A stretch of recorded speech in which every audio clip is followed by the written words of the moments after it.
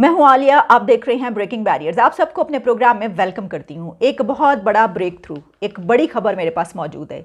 एक break through जो कि पाकिस्तान और भारत के बीच हुआ है।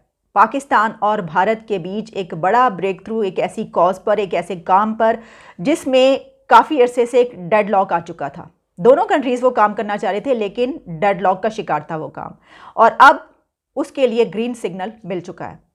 ये ब्रेक थ्रू क्या है? वो MOU जो साइन हुआ है, किसने साइन किया है?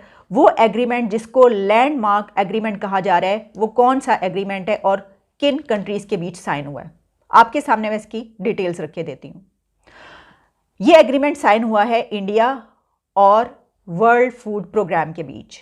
WFP और इंडिया के बीच एक MOU साइन हुआ है, और उस एग्रीमेंट को लैंडमार्क एग्रीमेंट इसलिए कहा जा रहा है क्योंकि उसमें तय ये पाया है कि इंडिया अपनी 50,000 मैट्रिक टन गंदम वीट पाकिस्तान के थ्रू वाघा बॉर्डर के ज़रिए अफ़गानिस्तान भेजेगा, और पाकिस्तान ने इसकी इजाज़त दे दी है।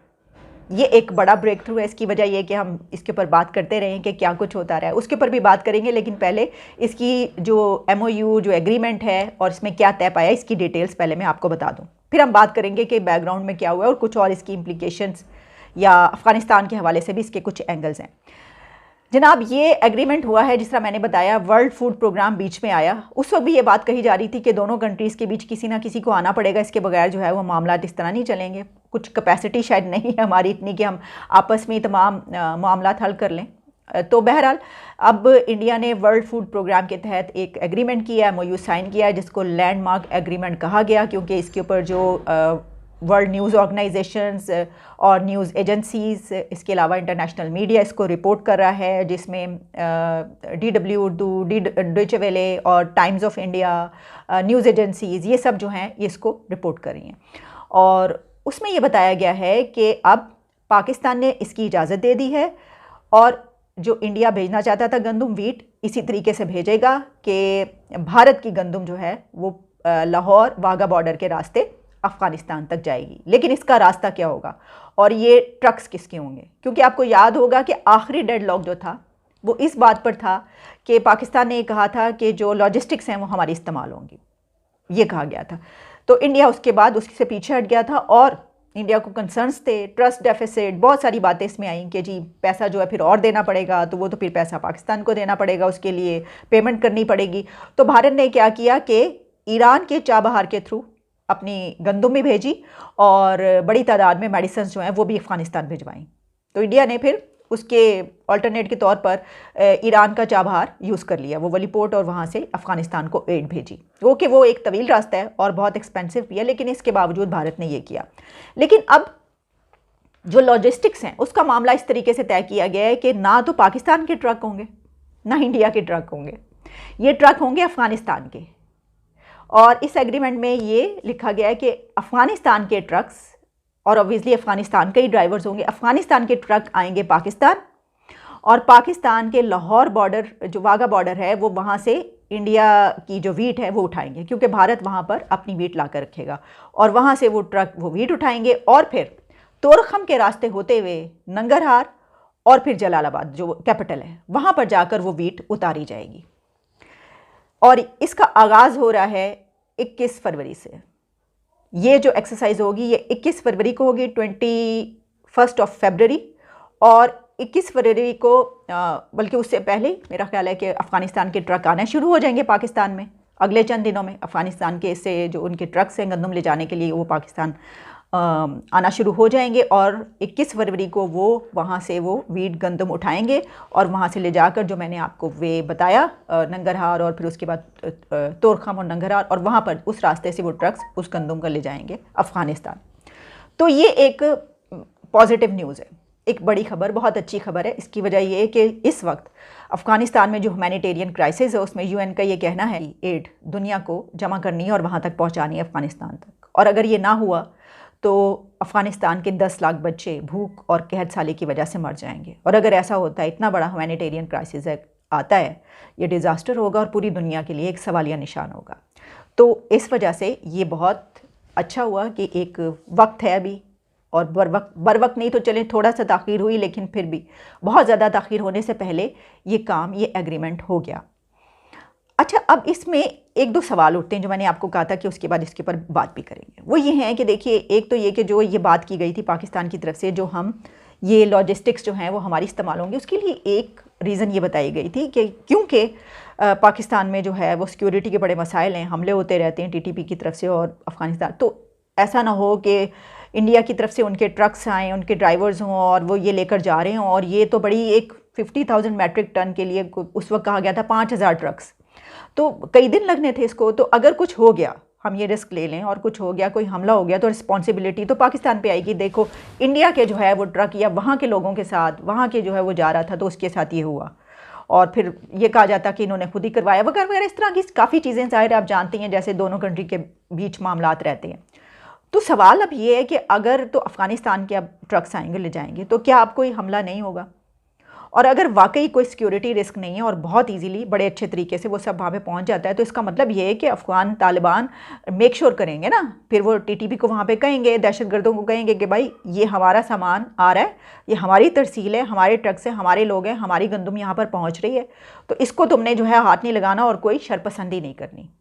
तो बड़ी अच्छी बात होगी, बहुत अच्छी बात है, ऐसा ही होना चाहिए। लेकिन क्या वो ये बात पाकिस्तान के लिए नहीं कह सकते? यानी अपने लिए तो वो ये मेक श्योर कर लेंगे, अपने लिए वो ये यकीनी बना लेंगे कि ऐसा कुछ ना हो, लेकिन पाकिस्तान जब ये कहता है कि हमारी तरफ दहशतगर्दी होती है और इसको वहाँ से रोको, तो उस वक्त वो ये कहते हैं तालिबान के नहीं, यहाँ से तो कुछ नहीं हो रहा, और या फिर ये कहेंगे कि ये तो आप दोनों का मामला है आपस का, हम इसमें क्या कर सकते हैं।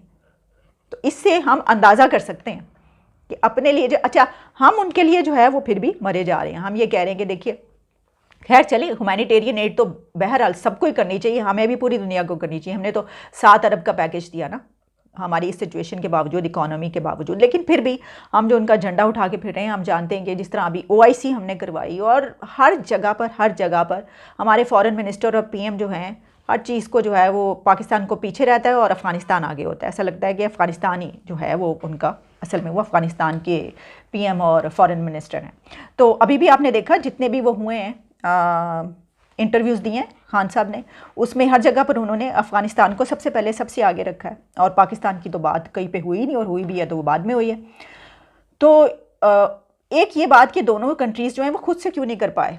अब मसला ये है कि इस तरह की बातें होती रहती हैं, इस तरह की स्टेटमेंट्स जारी होती हैं कि मामलात अच्छे हो भी रहे होते हैं तो ख़राब हो जाते हैं। जिस तरह आपने देखा, बल्कि PM साहब ने तो आज भी एक इंटरव्यू दिया है जिसमें उन्होंने वही ठोक बजा के वो कहा है इंटरव्यू के दौरान के जो कश्मीर में जो कुछ हो रहा है, PM मोदी के दौर में कश्मीर में जो कुछ हो रहा है, मुसलमानों पे जितने ज़्यादा मसालिम ढाए जा रहे हैं उनको देखने की ज़रूरत है, वो वहाँ पर क्या हो रहा है मुसलमानों के, ये सब कुछ जो है उन्होंने दोबारा से वही रिपीट किया है आज के इंटरव्यू में भी। तो मेरा ख्याल है कि ये शायद दोनों कंट्रीज़ के बीच इस तरह की जो चीज़ें होती रहती, हालांकि वहाँ से तो कोई स्टेटमेंट का कभी कोई ऐसा जवाब आता ही नहीं है, बिल्कुल वो चुप, बिल्कुल उनको शायद पता ही नहीं चलता कि ऐसी कोई स्टेटमेंट गई है। लेकिन जो फॉरेन अफेयर्स हैं वहाँ पे जो है ऑफिसेस दोनों के, वो ख़ास तौर पर जब डिक्लेरेशन सामने आया था एलामिया चाइना का, उसके ऊपर लफ्ज़ी जंग काफ़ी दिन जारी रही दोनों की। तो ये मामला रहते हैं तो जाहिर है कि फिर किसी ना किसी को तो पढ़ना पड़ता है, हालांकि होना तो ही चाहिए कि दोनों हल कर लें। अच्छा, बहरहाल वर्ल्ड फूड प्रोग्राम जो उसने बीच में आके करवाया तो बहुत ही ज़बरदस्त बात है। और इसमें एक बात ये भी बहुत अहम है कि कुछ दिन पहले आपको याद होगा कि पाकिस्तान के एक बिजनेसमैन ने बात की थी कि वहाँ पर जो बैकडोर डिप्लोमेसी वो चल रही है वो ख़त्म नहीं हुई, और मैं जानता हूँ सारी चीज़ें, और हो सकता है कि जो PM मोदी हैं वो विज़िट भी करें। तो क्या वो उस दौरान ये भी चल रहा था, क्योंकि ये जो ख़बरें आई हैं इस एग्रीमेंट की, उसमें ये आया है कि ये मख्फी रखा गया है, ये बताया नहीं गई बात, और इसको अभी भी जो बताया जा रहा है, डिस्क्लोज़ किया जा रहा है, वो पूरे तरीके से जो है वो डिस्क्लोज़ नहीं किया जा रहा कि ये होने जा रहा है या ये एग्रीमेंट हो गया। तो इसका मतलब ये हुआ कि वो जो बात कर रहे थे तो हो सकता है वहाँ पर उस वक्त यही वाली बातचीत भी चल रही हो। तो क्या उसमें फिर उस वक्त ये वाली भी डिस्कशन हुई है कि विजिट्स भी होंगे दोनों कंट्रीज़ के बीच, और जो वो कहा गया कि वहाँ से प्राइम मिनिस्टर जो इधर आएंगे, क्या उस वक्त ऐसी बातें हुई थी, या ये खुद से ही कह दिया था? क्योंकि अब ऐसा लग रहा है कि हो सकता है इस तरह का कुछ दरमियान में जुड़ी हुई चीज़ें हों इसमें, क्योंकि अब ये हो गया ना कि ये हो रहा था, बातचीत हो रही थी, रुकी नहीं थी। हमें ऐसा लग रहा था डेडलॉक है, लेकिन ऐसा वो डेडलॉक नहीं था, बल्कि वो हिडन उस पर जो है वो बैकडोर पे बातचीत चल रही थी। तो ये एक मुआहदा तय पा गया, इस पर हमने बड़ी बात की थी। मैंने सोचा कि ये मैं ज़रूर खबर आप तक पहुंचाऊं। अब आगे जैसे ही ट्रक्स आना शुरू होंगे और इसकी जब तरसील शुरू होगी तो उसके ऊपर हम ज़रूर एक और प्रोग्राम करेंगे कि किस तरीके से जो है ये भेजा गया है और कैसे है। तो मैं ये समझती हूँ कि शायद इसमें एक और दो, जिस तरह हमने बहुत सारे एंगल्स पे बात की, एक एंगल ये भी है, ज़ाहिर है पाकिस्तान भी तो ये नहीं चाहेगा ना कि भारत जो है वो चाबहार इस्तेमाल करके अफ़गानिस्तान के रास्ते पहुँचे। तो ये भी बड़े कंसर्न्स हैं। तो हो सकता है कि पाकिस्तान ने कहा कि ठीक है ये एग्रीमेंट हो रहा है तो हम ये कर लेते हैं और पाकिस्तान के ज़रिए ये जानी चाहिए अनाज, और इस पे पहले जो है वो नहीं हो सका। अगर ब्रेक थ्रू तो अब हो जाए, क्योंकि ना पाकिस्तान ये चाहेगा कि उसके रास्ते जाए, ईरान को इस्तेमाल किया जाए अफ़गानिस्तान के लिए, और जहाँ उस पे तो आप जानते हैं बड़े इश्यूज़ हैं, हम उसके ऊपर बड़े एंगल्स हैं, उसके बड़े कंसर्न्स रहते हैं। और दूसरी तरफ जो इंडिया है उसने ये दिखाने के लिए कि ठीक है तुम हमें अगर जो जगह नहीं दोगे, रास्ता नहीं दोगे, तो हम चाबहार के थ्रू भेज देंगे, तो उसने भी वो करके दिखा दिया। लेकिन अब वाघा बॉर्डर के ज़रिए ये सब जा रहा है। तो अच्छा, ये खबर देखते हुए पढ़ते हुए एक और ख़बर पर मेरी नज़र पड़ी, मैं सरसरी तौर पर उस पर भी बात की लेते हैं क्योंकि इंडिया से उसका ताल्लुक़ है। तो वो ये खबर थी कि भारत ने अपने जो सिटीजन्स हैं यूक्रेन में, उनको ये कहा है, नोटिस जारी किया कि फ़ौरी तौर पर कंट्री वापस चले जाएँ। अब कुछ दिन पहले काफ़ी कंट्रीज़ ने कहा था, लेकिन इंडिया ने अब कहा है। तो क्या अब इसलिए कहा जा रहा है कि कोई अंदर से खबर पता चल गई है या कुछ होने जा रहा है? क्या रशिया वाकई वहाँ पर हमला करने जा रहा है, इसलिए शहरियों को ये कहा गया है कि वापस चले जाओ? अच्छा, ये एक बड़ी तादाद, कोई 15-20 हज़ार तो वहाँ से स्टूडेंट्स भी हैं वहाँ के, भारत के यूक्रेन में, उनको कहा गया है कि फ़ौरी तौर पर वापस आएँ। जो लोग वहाँ पर ऐसे मौजूद हैं जो नहीं आ सकते, तो उनको कहा गया है कि फिर वो उसके अंदर जो डोमेस्टिक ट्रैवल है यूक्रेन का वो भी ना करें, अपने आप को महफूज बनाए अगर वो वापस नहीं आ सकते। तो एक तो ये कि ये तो एक्सरसाइज तो होती है सब कंट्रीज़ की, अगर किसी जगह पर जंग का हो, जंग ज़्यादा कोई बन जाए और वहाँ पे कुछ होने वाला हो, खदशात हो। लेकिन इस वक्त कहना इंडिया का पहले नहीं कहा और इस वक्त कहा, क्योंकि उस वक्त तक तो सभी ये कह रहे थे, एक्सपर्ट्स और माहिरीन भी, हमने जिनसे बात की दुनिया के बेशतर 90% 80% यही कह रहे हैं कि नहीं ऐसा कुछ नहीं होगा, हमला नहीं करेगा। लेकिन अब अगर कहा है तो क्या इसकी कोई वजह ये है कि अंदर से कोई ऐसी खबर है कि वहाँ पे कुछ होने लगा है? तो ये बड़ी कंसर्न की बात है अगर ऐसा कुछ होता है। लेकिन वैसे बल्कि हम तो ये सुन रहे थे और पढ़ रहे थे कि वहाँ से उसने काफ़ी जो अपनी फ़ौज है उसको वापस भी बुलाया। तो अब क्या होगा ये आने वाले दिनों में जो है वो हमें पता चल जाएगा। लेकिन इस वक्त आपसे इजाज़त चाहेंगे। ये एक चलिए पॉजिटिव न्यूज़ थी मेरे पास इस हवाले से। तो एक इसका सबसे ज़्यादा पॉजिटिव जो मैं कह रही हूँ, इस वजह से कह रही हूँ कि जो ताल्लुकात हैं वो तो अपनी जगह पर कि हम उसके बेहतरी के लिए उम्मीद करते हैं और बात भी करते रहते हैं, लेकिन अफ़गानिस्तान के लोगों तक अब अनाज की एक बड़ी खेप पहुँचेगी। और वो इतनी बड़ी खेप है कि वहाँ पे बहुत बड़ी तादाद में वहाँ के बच्चों को, वहाँ के लोगों को रोटी मिल सकेगी, खाना मिल सकेगा और वो मौत से बच जाएंगे। तो दैट्स ग्रेट। मतलब इसके लिए जो है वो जिसका भी जो काम है, इंडिया तो भेज ही रहा है और पाकिस्तान अगर अपना रास्ता इस्तेमाल करने देता और WFP बीच में आया तो सब ने एक बहुत ज़बरदस्त कॉज के लिए काम किया। Thank you very much. दोबारा आपसे मुलाकात होगी और देखते रहिए, keep watching. Thanks a lot, take care and good bye.